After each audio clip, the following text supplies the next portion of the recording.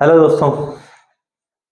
तो अगर आपको ध्यान हो तो मैंने जो अभी लास्ट वीडियो बनाई थी वो मैंने बनाई थी कि आय विधि द्वारा, वहां पे आय विधि था कि आय विधि द्वारा आप घरेलू आय राष्ट्रीय आय कैसे ज्ञात करते हो, उसके चरण लिखिए। मैंने कहा था ये इंपॉर्टेंट क्वेश्चन भी है, याद रखना, ठीक है ना। और इस वीडियो में मैं आपको बताने वाला हूं व्यय विधि द्वारा आप कैसे घरेलू आय राष्ट्रीय आय निकाल सकते हो, उसके चरण बता रहा हूं मैं, ठीक है ना। दोबारा बोल रहा हूँ, 3, 4 या 6 नंबर का क्वेश्चन बनता है वैसे ही है, ठीक है ना। और बीए बीकॉम में तो बेटा बल्ले बल्ले वाली सिचुएशन, वहां पे बहुत ज्यादा नंबर का आता है ये, ठीक है। और अभी मैंने आपके 12th के पॉइंट ऑफ व्यू से इतना लिखा है। अगर मान लो मैं यहीं पे बीए बीकॉम के लिए लिख रहा होता वो भी आप इस वीडियो को देख सकते हैं, ठीक है। तो बस वहां पे इन चारों को भी एक्सप्लेन कर लेता, बस इन चारों को और एक्सप्लेन करता तो थोड़ा और बढ़ जाता क्वेश्चन, ठीक है। मतलब वहां पे बढ़ाना है क्वेश्चन को, ज्यादा ज्यादा लिख के आना है, थोड़ा ये भी ध्यान में रखना पड़ता है, ठीक है। तो चलो स्टार्ट करते हैं। व्यय विधि द्वारा घरेलू आय और राष्ट्रीय आय को निकालने के चरण क्या है। तो मैंने इस तरह से फ्रेम किया कि दोनों ही इसके अंदर कवर हो जाएंगे, घरेलू आय वाला भी और राष्ट्रीय आय वाला भी। प्रथम चरण यानी पहला चरण आपका ये है बच्चा कि आपको बाजार कीमत पर सकल घरेलू उत्पाद बोलो या आय बोलो, उत्पाद बोलो या आय बोलो एक ही बात होती है।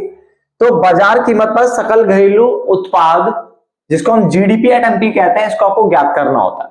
क्लियर है। मैं फॉर्मेट को लेके चल रहा हूं आपको, मैं जहां तक मान के चल रहा हूं कि फॉर्मेट आपको याद है अच्छे से, तो उसी फॉर्मेट। तो सबसे पहले जीडीपी एट एमपी को निकाल रहा हूं, ठीक है ना। तो यहां पे मैंने क्या लिखा है, इसके अंतर्गत जीडीपी एट एमपी को ज्ञात करने के लिए अंतिम व्यय के घटकों को एक साथ जोड़ा जाता है। तो यहाँ पे जीडीपी एट एमपी निकालने के लिए अंतिम व्यय के घटकों को एक साथ जोड़ा जाता है। यहाँ पे मैं इसको सकल लेके चल रहा हूं बेटे, क्या लेके चल रहा हूं, सकल लेके चल रहा हूं, ठीक है ना। अंतिम व्यय को निम्न 4 श्रेणियों में वर्गीकृत किया गया यानी बांटा गया है, जिसमें पहला आपका आता है निजी अंतिम उपभोग व्यय, ठीक है, निजी अंतिम उपभोग व्यय जिसको हम सी बोलते हैं। दूसरा सरकारी या सार्वजनिक अंतिम उपभोग व्यय जिसको हम जी बोलते हैं। क्लियर हो गया। आप चाहो तो इनको डिफाइन कर सकते हो, मैंने आपको वीडियो में ऑलरेडी डिफाइन किया हुआ है जहां मैंने पढ़ाई थी ये चीजें। बाकी अगर नहीं भी करोगे तो भी 3 नंबर के लिए काफी है कि निजी अंतिम भोग व्यय क्या होता है। तो निजी अंतिम भोग व्यय से अभिप्राय एक लेखा वर्ष में या एक वित्तीय वर्ष में, ठीक है, जो निजी या परिवार वाले लोग हैं जब वो अंतिम वस्तु और सेवाओं की खरीद पर व्यय करते हैं उसे निजी अंतिम भोग व्यय कहते हैं। यहाँ पे परिवार और जो आपका निजी है, निजी लोग हैं, व्यक्ति हैं, वो यहाँ पे क्या करेंगे, वस्तु और सेवाओं की खरीद पर व्यय करेंगे, तो निजी अंतिम भोग व्यय। और वही खर्चा अगर एक लेखा वर्ष में, एक वित्तीय वर्ष में वस्तु और सेवाओं, अंतिम वस्तु और सेवाओं की खरीद पर अगर व्यय अगर सरकार कर रही है तो सरकारी व्यय हो जाता है। मतलब होना वही है, एक लेखा वर्ष में, एक वित्तीय वर्ष में अंतिम वस्तु और सेवाओं की खरीद पर अगर परिवार करे तो पारिवारिक अंतिम भोग है, और सरकार करे तो सरकारी अंतिम भोग है। तो ये लिखा जा सकता है। क्लियर हो गया। तो अभी तक मैंने आपको क्या बताया पहले चरण में कि आपको सबसे पहले चरण में करना है कि आपको बाजार कीमत पर सकल घरेलू उत्पाद निकालना है। इसके लिए आपको अंतिम व्यय के सभी घटकों को एक साथ जोड़ना होगा।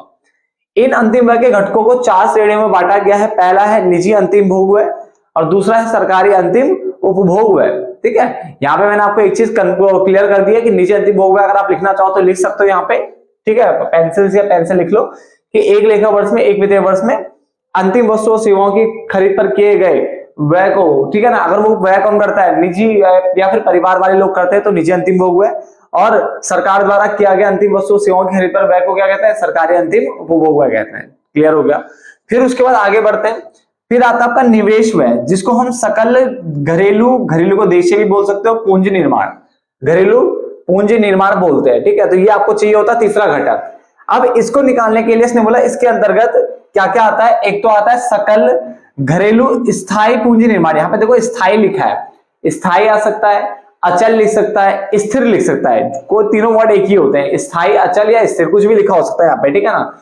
और उसमें क्या जोड़ना होता है, स्टॉक में परिवर्तन जोड़ना होता है जिसको माल सूची निवेश भी कहते हैं। क्या कहते हैं, माल सूची निवेश कहते हैं। तो इन दोनों को जोड़ोगे तो ये निवेश व्यय बन जाएगा। क्लियर है। और लास्ट है आपका शुद्ध निर्यात जो कि निकलता है निर्यात माइनस आयात।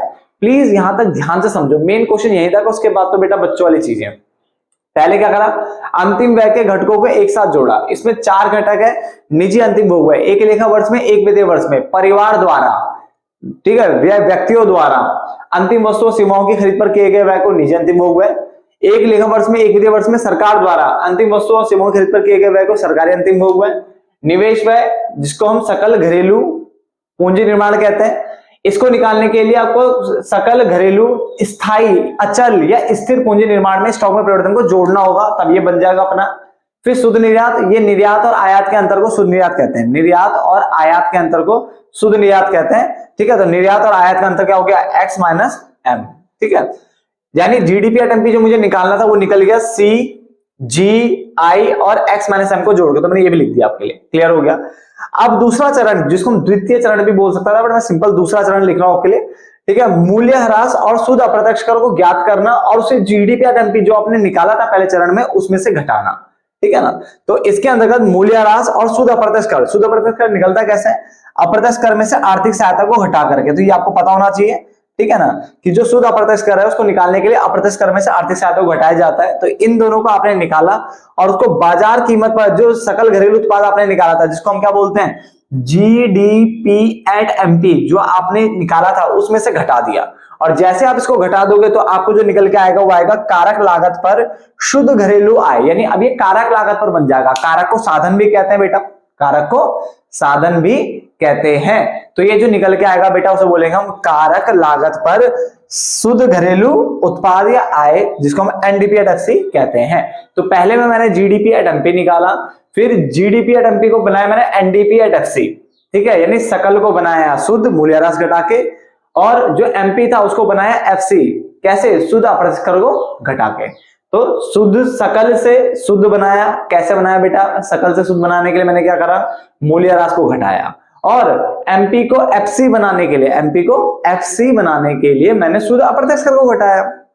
समझ में आ गया तक, 2 पॉइंट समझ में आ गया। चलो अब आता है तीसरा चरण। बेटा ये तो बिल्कुल आय विधि की कॉपी मारी मैंने यहाँ पे, ताकि आपको एक ही पैटर्न मिले और एक ही लैंग्वेज मिले, तो वही चेपा हुआ है कि अब मुझे क्या बनाना है, घरेलू से राष्ट्र बनाना है, घरेलू से बनाना है राष्ट्र। तो अब यार तीसरा स्टेप भी आपको लेना पड़ेगा। अगर पेपर में घरेलू आय निकालने के लिए बोलता है तो बेटा यहीं पे खत्म हो जाएगा आपका क्वेश्चन, ठीक है ना। और थोड़ा जब बड़ा करना तो मैंने बता दिया बेटा, इनको आप एक्सप्लेन कर सकते हो, मैंने बोल दिया कैसे करना है। जो मैंने बोला प्लीज वीडियो को जाए तो आप वापस लेके जाओ, पीछे करो, और जो मैंने बोला उनके आगे आगे लिख लो। जैसे यहाँ पे मैंने बोला शुद्ध निर्यात से अभिप्राय निर्यात और आयात के अंतर से, इसमें भी समझाया, इसमें भी समझाया, मैंने समझाया ना, तो आप उनको लिख लो ताकि क्वेश्चन और बड़ा बन जाए आपका, जो सॉरी आंसर जो और बड़ा बन जाए, ठीक है ना। तो अगर घरेलू आय बोलता है तो यहीं पे खत्म हो जाएगा क्वेश्चन। अगर वो राष्ट्रीय आय तक निकलवाता है तो बेटा ये भी करना पड़ेगा, यानी पूरा प्रोसेस फॉलो करना पड़ेगा। तो तीसरा चरण है विदेशों से प्राप्त शुद्ध साधन आय को ज्ञात करना, और एनडीपी एट एफसी जो आपने अभी निकाला था, एनडीपी एट एफसी ये रहा एनडीपी एट एफसी, इसमें से घटाना, सॉरी इसमें से जोड़ना, ठीक है, इसमें जोड़ना, कि जुड़ेगा ना, घरेलू से राष्ट्र बनाना है तो जोड़ना पड़ेगा। तो विदेशों से प्राप्त शुद्ध साधन आय को ज्ञात करना और एनडीपी एट एफसी जो आपने निकाला था इसमें आप जोड़ देंगे हम। तो क्या करा, इसके अंतर्गत विदेशों से प्राप्त शुद्ध साधन आय को ज्ञात करने के लिए क्या करा, विदेशों से प्राप्त साधन आय में से विदेशों को प्राप्त साधन आय को घटा दिया है, यानी वापस से वही करा है, से में से को घटाया तो निकल के आ गया शुद्ध। समझ में आ गया, यहां तो कोई दिक्कत नहीं। और जैसे शुद्ध आपके हाथ में लगा, यानी विदेशों से प्राप्त शुद्ध साधन आय निकला आपके हाथ पे, तो आपने क्या करा, इसको जोड़ दिया एनडीपी एट एफसी में, जोड़ दिया जो निकल के आया।